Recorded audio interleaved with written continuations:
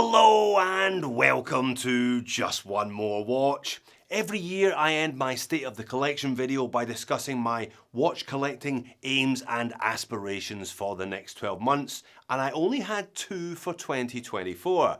The first was to pick up a Grand Seiko. The second was to pick up a Fairer. I've had one eye on Fairer for a couple of years now, and I've been itching to get one of their pieces into my collection, and I'm delighted to be able to say that that has now happened with the arrival of a funky coloured dive watch, the Fairer Aquamatic. This could be the perfect summer watch. Only problem is, it's the middle of winter down here in Australia. Never mind, anyway, you saw the pop-up. This video is sponsored by Fairer. I will therefore of course leave a link to their website in the description of the video. I had a chat with them a couple of months ago and the Aquamatic arrived here in Sydney a couple of weeks ago. So I've had a bit of time to consider its pros and its cons. Now Fairer, or Fairer Universal to give them their full title, are a British brand but their watches are made in Switzerland. And if there's one thing that makes them stand out from the crowd, it's their use of colour. Specifically their ability to put seemingly disparate colours together on one watch dial and somehow make it all work. You'll find a lot of brands doing this these days, but as far as I'm concerned, Fairer were the first to do it. Now, exciting and colourful British design and Swiss manufacture doesn't necessarily come cheap. The Aquamatic is one of their more affordable models, coming in at around the $1,000 mark. But you can, if you want to, spend more than $2,000 on one of their new mono pusher GMTs, for example. There are definitely echoes of Christopher Ward in Fairer's carefully chosen, environmentally friendly packaging material. And there are also echoes of Christopher Ward in Fairer's warranty arrangement. 30-day free returns and the same 5-year, 60-month warranty on the movements. You know, that's good to see. You are paying a little bit more for these, so it's great to see the company giving you a longer warranty as a consequence. And what they also give you are no less than 3 different bracelet and strap options as part of the package. All Aquamatics come supplied with a colour matched, or perhaps that should be colour mismatched, fitted rubber strap, nylon NATO strap and Jubilee style bracelet. So again, like the warranty, you're getting a bit more for your money. I selected this version, the Thurso colorway. I will circle back to colour a bit later on. All the different versions are named after various coastal towns. Thurso, appropriately enough, is in the north of Scotland. Now, it might not be obvious at first glance, but the Aquamatic is a sub 40. I measured it on my calipers at 39.4. However, that is nearly a millimetre more than Fairer claim it to be. They say it's a 38.5. So I thought I'd do some side-by-side comparisons. Here is the Aquamatic next to the venerable SKX013, which is a 37.5. The Fairer is noticeably bigger. Here it is next to my Flukes 001 at 38.5. Again, the Fairer is bigger. And here it is next to my Black Bay 58. Now, the calipers say the Fairer is a bit bigger than the Black Bay, but the lug-to-lug is more compact, so the two of these watches do wear quite similarly overall. Perhaps you've noticed, perhaps you haven't noticed, but the all-brushed stainless steel case is actually asymmetric.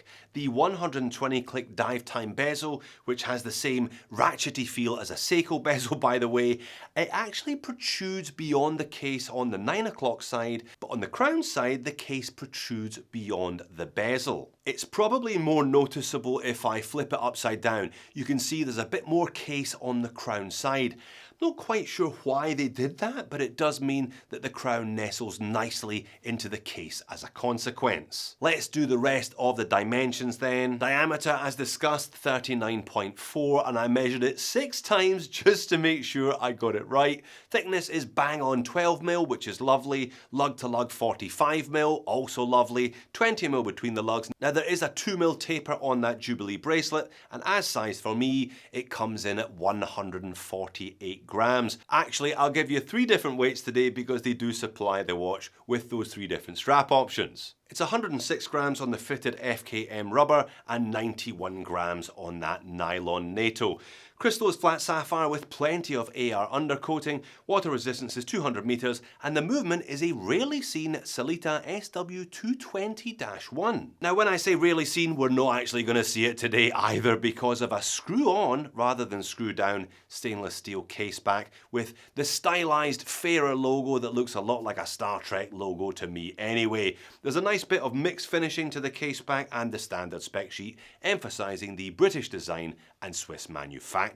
The Sellita SW220 is based on the Sellita SW200, which is based on the ETA 2824. So we have a 4 Hz beat rate, 40-hour power reserve, 26 joules, and bi-directional winding. Now the standard grade of this caliber is accurate to plus or minus 12 seconds per day, and I honestly don't think I've ever seen this one before.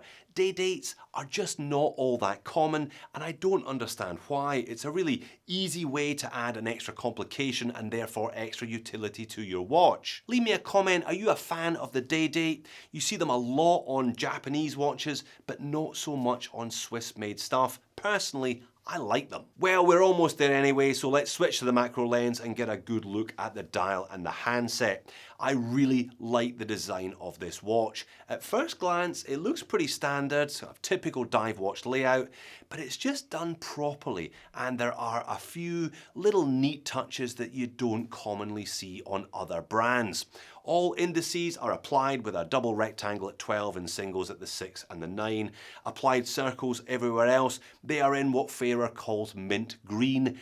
But the indices and the two main hands are surrounded in black. And this black is what really allows them to pop off the dial, giving them fantastic legibility. The day date we've already discussed, there's a thin black printed frame around that. Days of the week are in burnt orange to match the printed minute track. The minute track, by the way, has black markers for each minute, apart from the 5s, which are missing. I don't think I've seen that before, but again, it just really works. Now, the Fairer universal name is just printed in black above the pinion on this finely textured silver dial, but the logo, that Star Trek triangle, is applied. Something you don't necessarily notice at first glance because it is rather thin. You may also not have noticed the reflective silvery rehaut. Now, it connects the dial and crystal vertically. There's no angle there, allowing for maximum dial size, and the fact that it's reflective makes the dial look even bigger than it is when you view the watch from an angle. The two main hands are also surrounded in black for legibility. The minute hand, however, is silvery white matching the dial, but it features at its tip not a triangle, but the same A as you'll find in the brand's printed logo. And check out this shot. Here you can see the lume triangle is an inverted Fairer logo, and both the hour hand and second hand have the same profile as the A in Fairer. This is exactly why I've been keen to get one of these into my collection. They are just bursting with unusual little creative decisions that come together to make something genuinely unique and interesting. After dark, there's plenty of lume and a fair old variety of different colours of lume as well. One of the reasons why I chose this Thurso version of the Aquamatic is because it features a fully lumed bezel insert rather than just a lume triangle. Check the range on their website, some do, some don't. You can also see that the A-shaped second hand tip glows a different shade to the rest of the dial. However, when I turn the speed up, it does fade a little quicker than I would have hoped for across the board, especially given the height of those indices. I guess once you start playing around with coloured lume, you inevitably reduce its efficacy, and by the end of the test, it's decidedly average rather than outstanding. What about the on-wrist experience then? Well, I'll go back to the size discrepancy between my calipers and their website.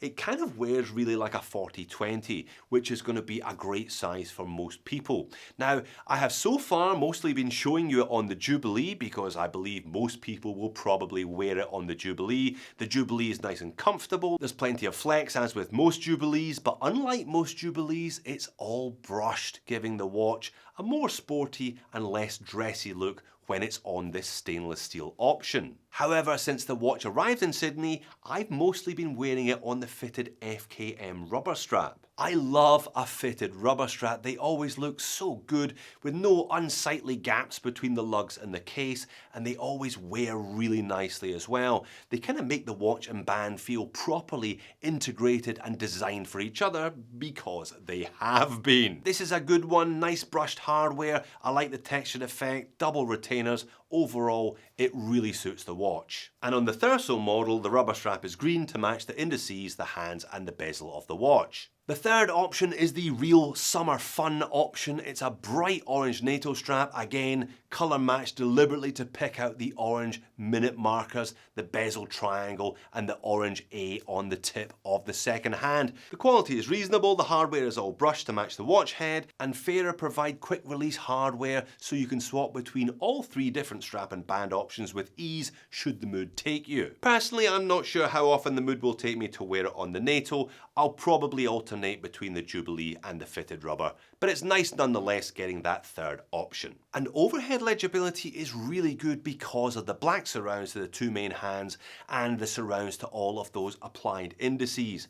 Legibility can be a challenge for sub 40mm dive watches because a dive bezel necessitates a relatively smaller dial diameter. Fairer have neatly sidestepped any problems through the use of colour, the very thing they are most famous for after all. Moans and niggles. I'm not going to complain about the price today. It does kind of fall in between a lot of micro divers and the big brand Swiss stuff. So if you're interested in one of these, you owe it to yourself to have a look at both of those things before you end up settling on an Aquamatic. But the design is there, the quality's there, you're getting those three straps, you're getting a decent warranty. So I think as a package overall, the value equation stacks up nicely. But as much as I appreciate the day-date complication of this SW220, the chosen fonts are so thin that they're not super easy to read from a distance. And I am going to have a bit of a moan about the bracelet though, and specifically the clasp. It's a decent enough bracelet despite the push pins for $1,000 you would probably have expected, not unreasonably have expected screws holding it together. But I think a sports watch like this should not be on a butterfly clasp. I think there should be some form of micro adjustment here so that you're not forced into sizing this one based on individual links only. And I guess the lack of adjustable clasp is in some ways emblematic of this watch as a whole. It's not really a super serious hardcore tool watch. It's a fun watch, and the colours are very much reflective of that. If you're looking for a somber black or a sensible navy blue, you're not going to find either of those things in the Aquamatic range. You will only find bright colours, or more specifically, combinations of bright colours. And as a consequence, I don't think this is going to be a daily wear watch for many people. Well, perhaps you wear it daily for 100 days each year, those being the summer days each year. I refer you back to what I said at the very beginning of the video, and indeed the video title and video thumbnail. The Fairer Aquamatic is probably a watch that will get a lot of use during the warm summer months, but not a lot of use over the winter. I can't see too many of those colours looking at home on a wet Wednesday in November in Bognor Regis, if you know what I mean. So you need to have a good think to see whether you're okay with that. Spending $1,000 on a watch that will be absolutely in its element and a real go-to over the summer months, but then probably lurk in a box for the other half of the year. But personally, I am delighted to get a Fairer into my collection despite the awkward seasonality in the Southern Hemisphere. So many really nice little neat design touches all coming together to make a watch that is in some ways therefore more than the sum of its parts. And you know what, I'm off on a cheeky little holiday next month, so I guess you and I both know in advance what the first watch in my What's in the Watch Roll video will be. So there you have it. If you are a fan of the brand, why not check out the only other Fairer that I reviewed a couple of years ago? Or if you want a bright and colourful summer watch for much less than a 50, check out my review of the Casio MRW 200H. Thanks for watching. I'll see you in the next one.